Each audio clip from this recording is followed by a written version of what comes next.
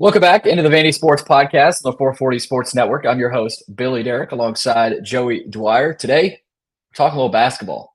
Obviously, we still got a little bit before the season starts, but Joey's got some scoops and some nuggets on the pickup game that I think a lot of Vanderbilt fans were able to watch. Also had a conversation with Mark Byington, head coach Mark Byington as well. So we'll get to that. We'll talk about some of the position battles potentially. So we'll get to a little bit here. So early summer basketball talk with Vanderbilt. It's all brought to you by the Wash House, our presenting sponsor for basketball season. Are you dreading laundry day? Is it stealing time to do the things that you truly enjoy? Let the laundry professionals at the Wash House take care of that for you with 2 convenient locations in the greater Nashville area. Just drop off your dirty laundry, and their professional attendants can give you back the one thing you can never have enough of: your time. Within 24 hours, you can pick up your nicely folded, fresh and clean laundry ready to be put away. Log on to washhouseclean.com or stop in today and get your time back. Well, Joey, you had a conversation with Mark Byington recently, and I think a lot of you put some of your the quotes out there, of course, whether it was Twitter and stories. I know you got a big story coming up as well that you're excited about. But lay out, and I know I called you right after. I was like, Joey, come on, lay it out here. But no, lay out for the viewers a little bit what you were able to take from that conversation, especially with it being so early, still early in the process, and they just got to work. So just what was that like, and what were you able to gather from that? Yeah, so I called him with the premise of talking about 2 stories, and it was mostly about those things. So it wasn't an all-encompassing press conference type of deal or anything along those lines. It was about, first of all, AJ Hoggard, which was put on Twitter. A lot of those quotes are out. I think Mark Byington really views him as a guy who's going to be a leader for them, a guy who's going to be a difference maker for them. And he said as much. He said, I think AJ Hoggard's a difference maker. And I thought it was really interesting. And Hoggard had kind of indicated this to me as well.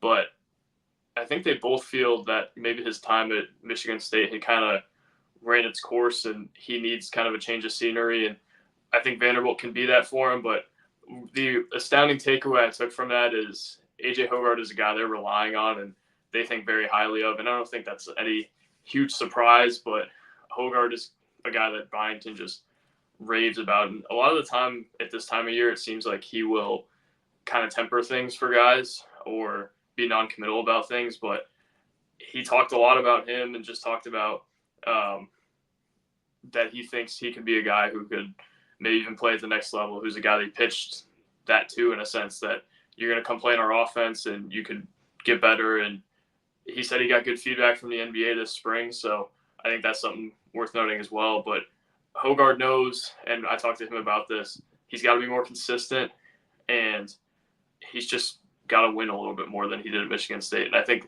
that was an interesting thing that he acknowledged. He's not where he needs to be an NBA player to get to his goal. And I think a lot of people were skeptical when he went and tested the waters that he would be, because he wasn't consistent enough, because he didn't win enough.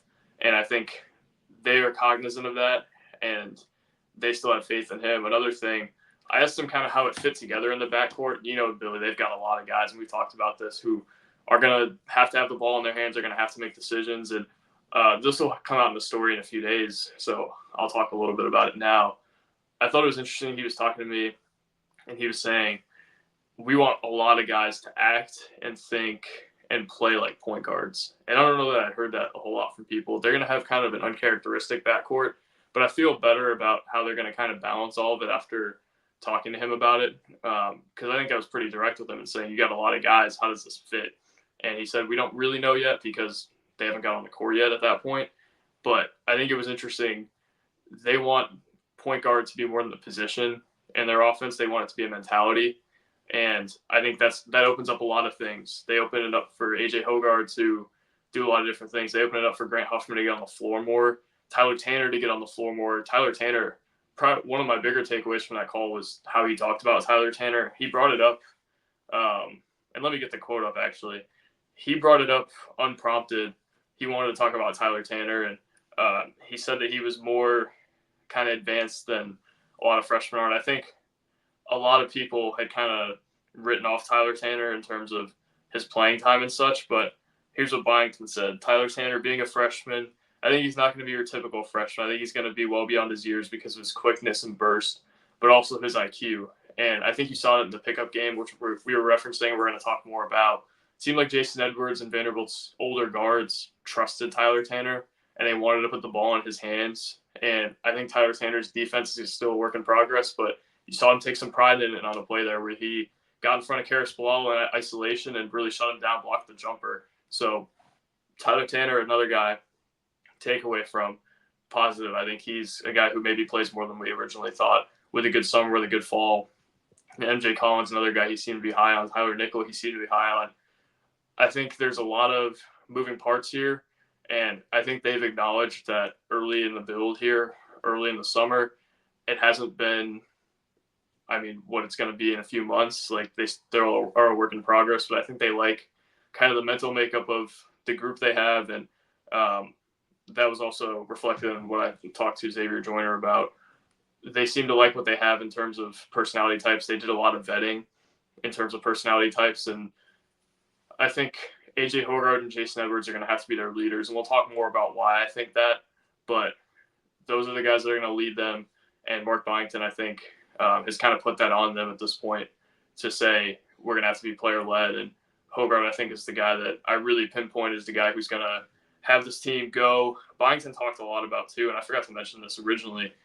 He was talking about how even if Hoggard's not scoring or having lofty assist numbers, he's going to change the game because he can come in and kind of dictate what happens. And I thought that was interesting to think that Hoggard has more of an effect on the game in terms of his attitude and his body language and such than what's showing up on the stat sheet. And I think you saw that in the pickup game. The intensity really changed when he went in there. So we didn't get an all-encompassing look, but I was able to take some things. And also Xavier Joyner I was able to talk to. That's the story I'm working on. That'll come out in a day or two. I think Mark Byington was really excited to bring him with him from James Madison. And I think Xavier Joyner is a guy that he really trusts, really puts a lot on. He talked a lot about how he wants all his assistants to be guys who want to be head coaches. And Xavier Joyner did not hide from the fact that he wants to be a head coach. So it's interesting, too. I think Xavier Joyner kind of embodies what's right about the coaching business. He talked a lot about wanting to help families and change lives through coaching. So I think that's a guy who Vanderbilt fans are really going to identify with. And like, this is his first try at the Power 5 level. And I think he's a guy that Mark Byington really values. And I think will probably be a head coach at some point, somewhere, again, like he was at the junior college level. So, Billy, that's a lot. But I just wanted to kind of, it was a stream of consciousness. Wanted to get out all my thoughts from that conversation. No, I mean, it was a big conversation, and I think fans are glad to be able to hear perspective from that and be able to glean stuff from it.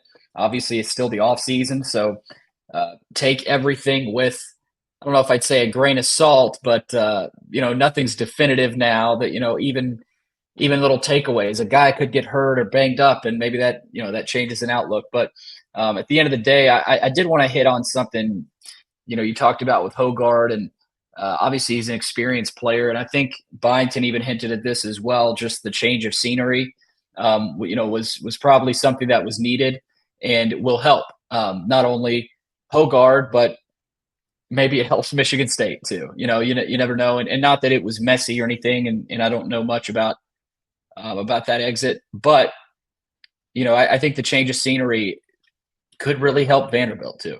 I think AJ Hoggard, Joey, he's a dude. Like he's the guy on this team that is the guy. Is he the oldest guy on the team? He's one of them. I don't know if he's the oldest, but he's close. I think yeah, so you're probably right about that. But no, Joey, I just look at it as kind of the not the dad, but just a leader. He can lead, whether it's a freshman in Tyler Tanner, one of the sophomores, even the juniors. And, it feels like AJ Hoggard could be a big mouthpiece for Byington and kind of to echo, and Byington is he's going to lean on Hoggard for a lot. There's going to be pressure on him. But at the end of the day, like that's why you're bringing a guy like Hoggard. So I did think the change of scenery comment that you got at with AJ Hoggard was really interesting. Mhm. But I was watching I'm still watching the pickup game on my phone. I didn't realize this was 30 minutes long. I looked on Instagram and I thought it was, one of those reels or whatever that was like 15 or 20 seconds. And it was a live video. I'm still watching. It's 30 minutes. So Vanderbilt fans, we haven't checked it out.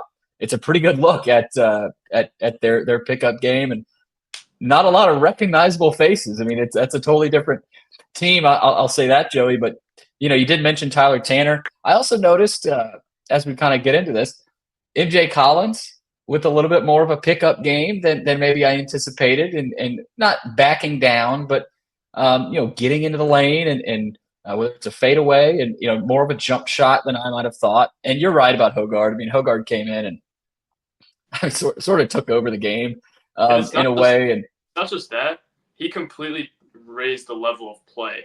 And I think that was right, immediately noticeable to me, right? Like right, it's not just he like came in and dictated like his team. Everybody seemed to be a little more on edge when AJ Hogarth was in the yep, game.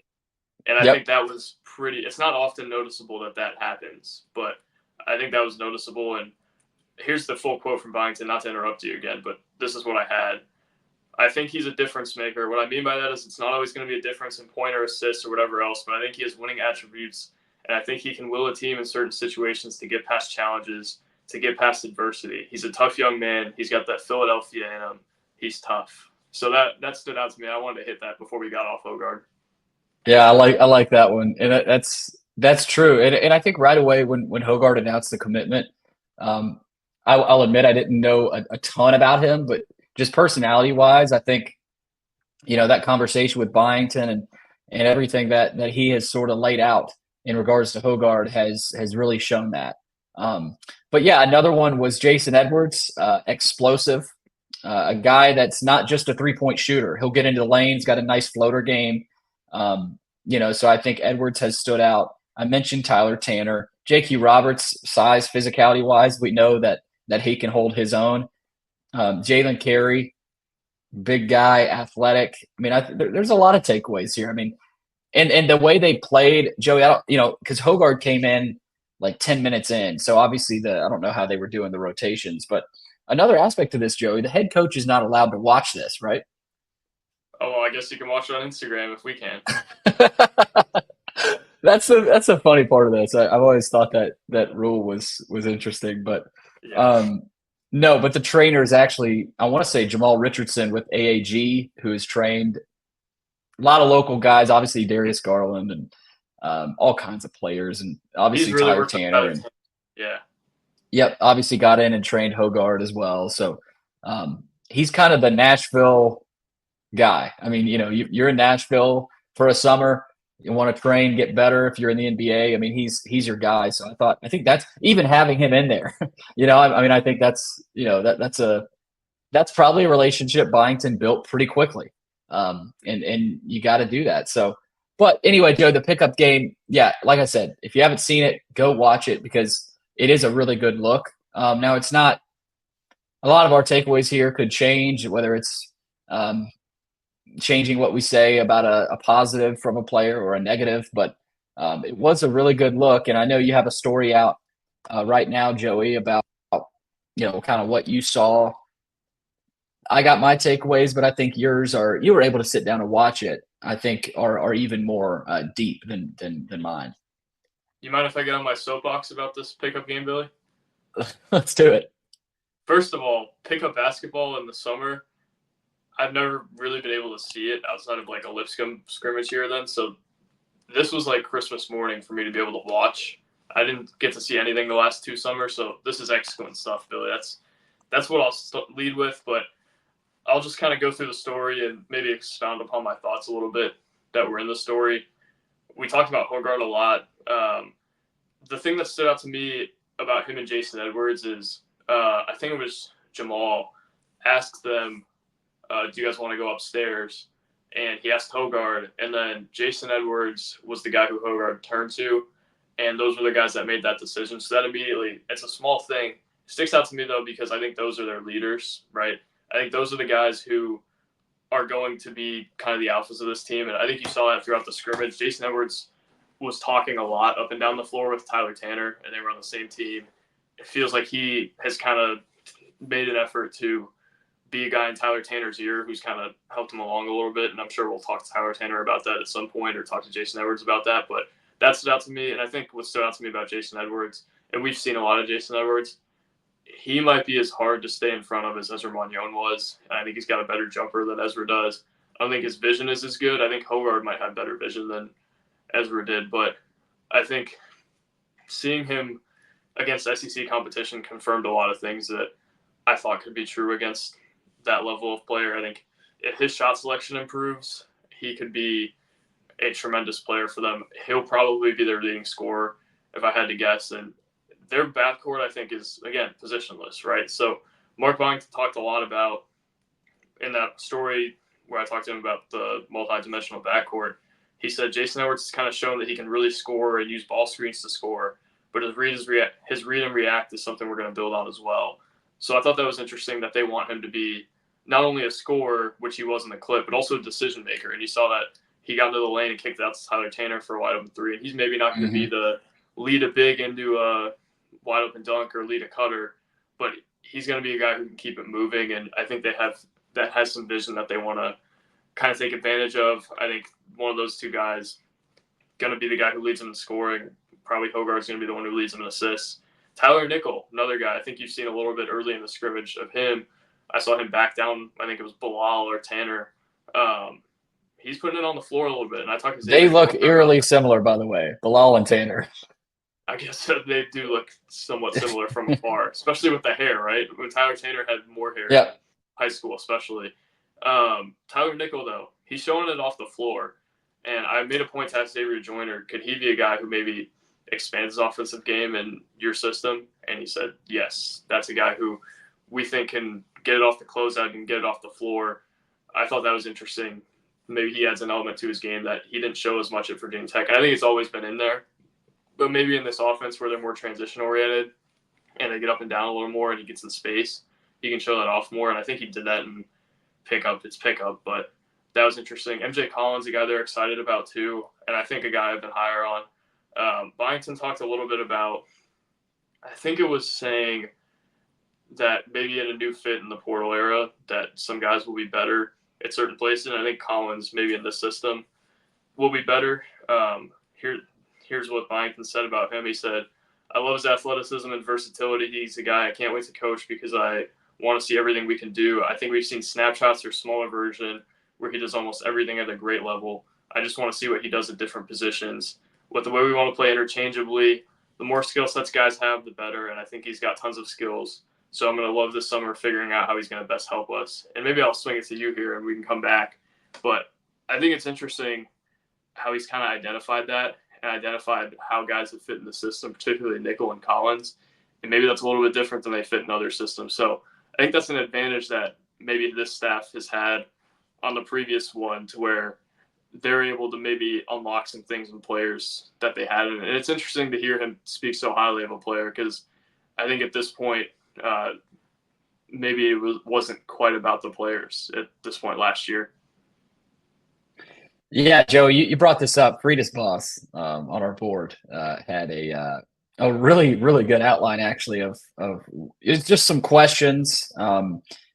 And we could have honestly used it as it was a good podcast layout format, actually. But so, Frida's, we might steal some of what you have. But no, and he made a really good point. He said, my head spins every time I try to figure out which lineup starts. I'm kind of with him there, too. Like, my head spins every time, like watching this and seeing the guys on the court.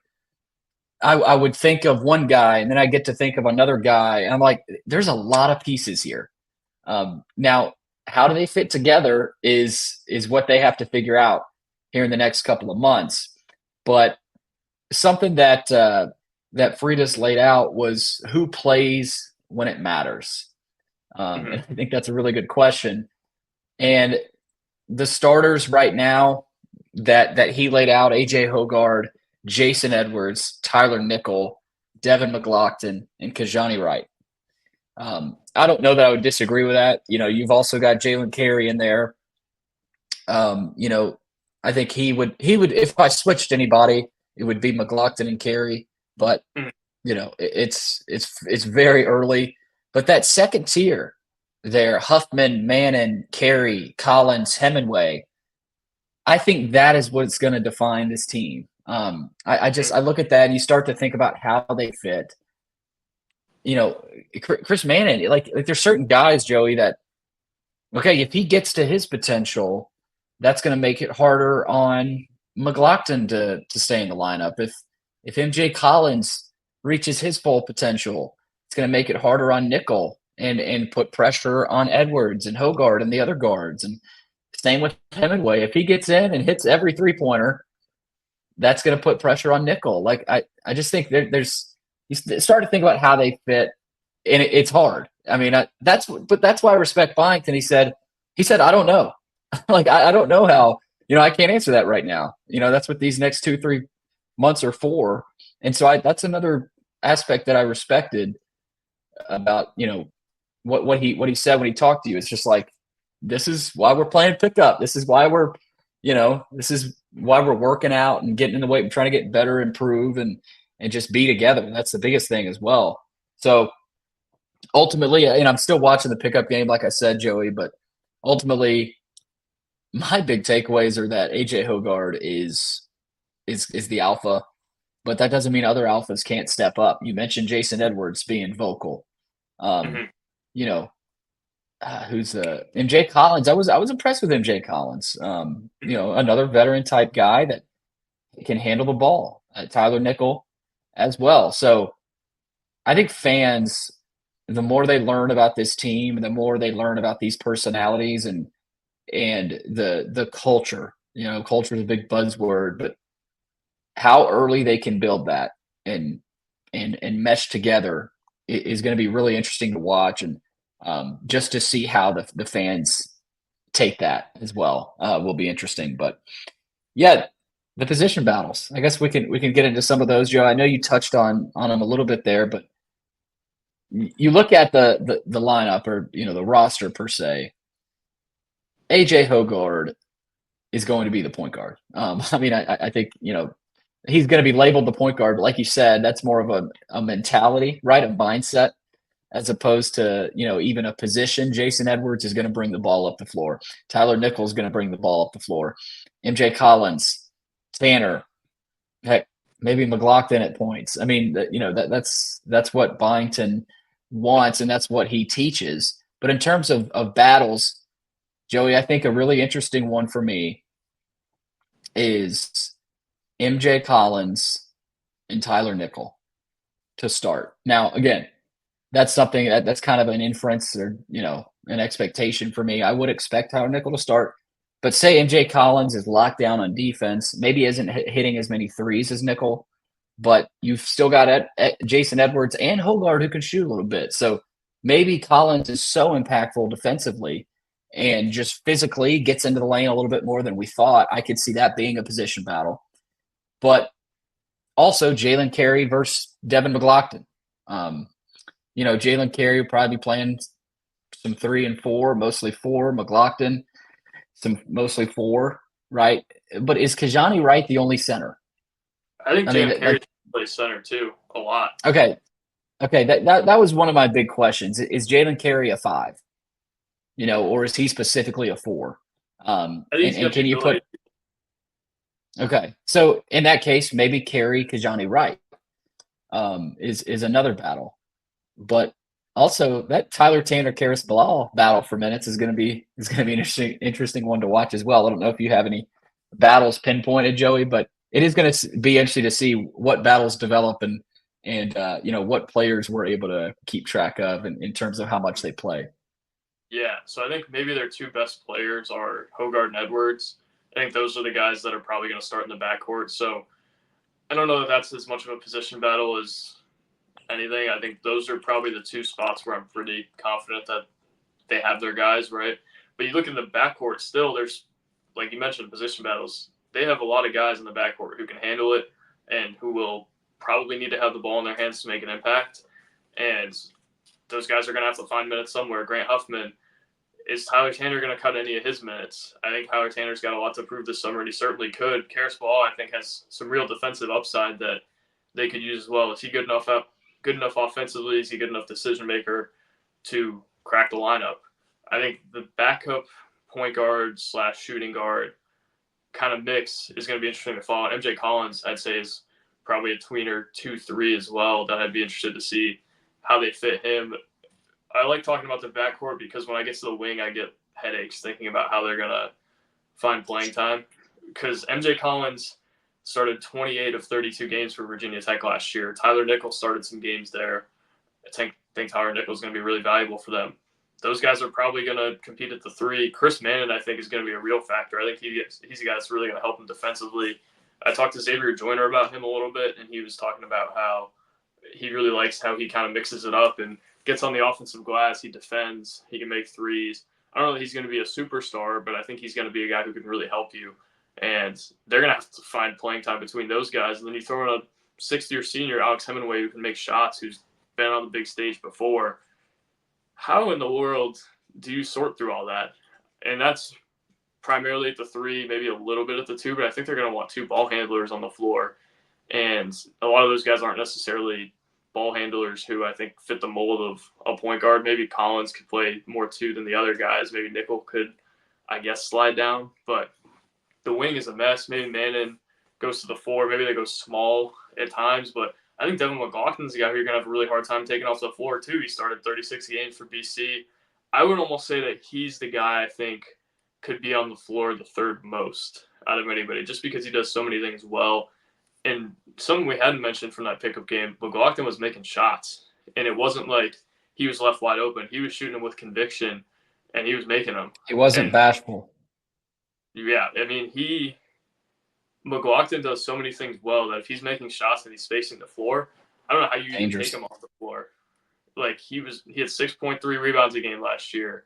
He defends. He's athletic. He can get downhill. I think he can score in a lot of different ways. I don't know how you take him off the floor if he's making shots and he's spacing it. And I think my question is, can he space it?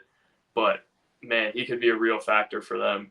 And maybe that cuts some guys' minutes. Jalen Carey can slide down to the 4 in his absence, I guess. But if he's playing 30 minutes a game like he did at BC, then that creates some tension in terms of minutes. Maybe not tension is the word to use, but creates some battles for minutes elsewhere. Mannon maybe doesn't get to play as much as the 4 if McLaughlin gets unlocked like he has.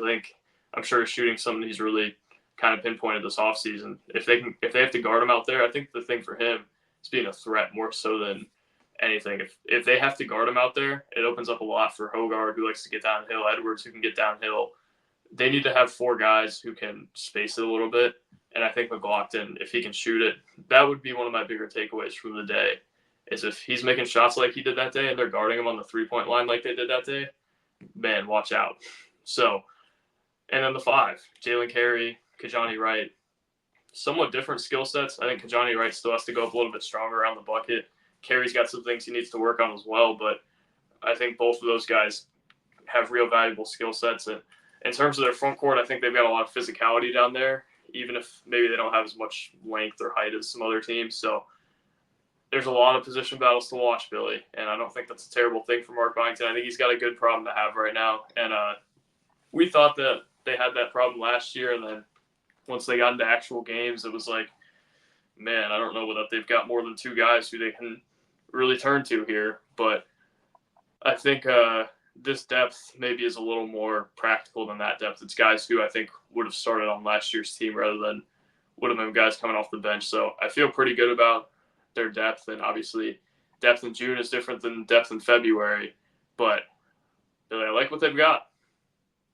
I think this team that played in this pickup game would have probably been a middle of the pack SEC team this past year. They didn't even have Bandit or Hemingway or Kaufman. Right, and this team also, the biggest difference, they would have wiped the floor with last year's team at this time. I mean, it probably would have been a 30, 40-point game if they were playing a, 2 halves. Like it's not even close, it's not even recognizable. The difference and just the skill sets of these guys, like the deeper skill sets for players.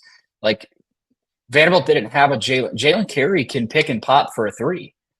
I mean, you didn't see that. A guy that's 6'9", 230, 240 who can post you, but also is athletic enough, can run the floor. He's in shape. His skill set. I mean, all goes well for Jalen Carey. He could be an NBA player. Like I just think there's more projectable skill sets here. That there was a lot of guys last year, and even throughout the stack tenure that were not very projectable. They kind of are what they were what they were, and there was really not a ton of. I mean, you could develop however much you want to develop them, but at the end of the day, they are who they are. These guys, very developable. That's obviously not a word, but very projectable and very just they do a great job of, especially in that pickup game, Joey, of showing their skill sets and showing to fans what they are made of. And McLaughlin as well. He was making shots. So the deeper you go, sorry, I thought I had a sneeze. The deeper you go into the pickup game, Joey, the more you realize about these guys' skill sets. So again, watch it. I still got to finish it. I think I got a little bit left, but you're right, Joey. I mean, there are going to be plenty of position battles, and that's not a bad problem at all for Coach Byington. So that's what we got for basketball. We will continue to talk basketball throughout this summer and just update you. I'm sure. I mean, looks of it, maybe there's another scrimmage video that pops up, but it was a really good source.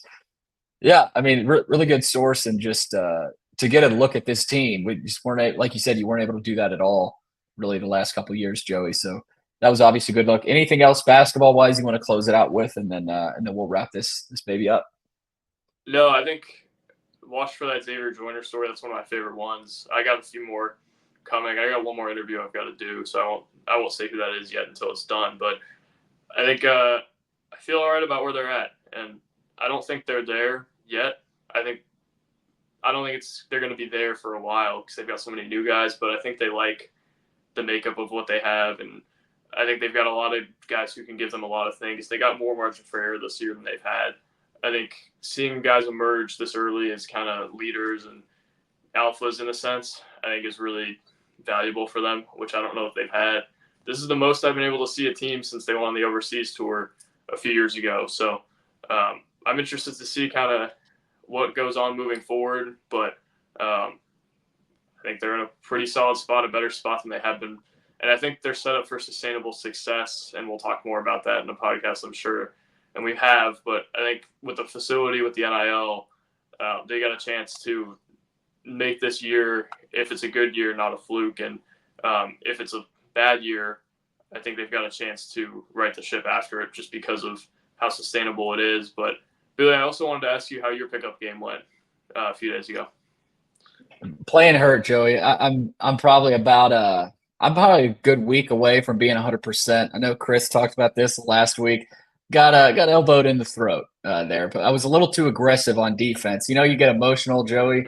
I had the ball stolen away from me, and I tried to do a little too much, so got over aggressive on me. I don't think Coach Byington would have liked that. Did somebody call out your mom or something, Billy? No, but I think Byington would like the toughness and aggressiveness, but you gotta play with some some composure as well. So I need to learn that. But no, I'm playing her loquacious.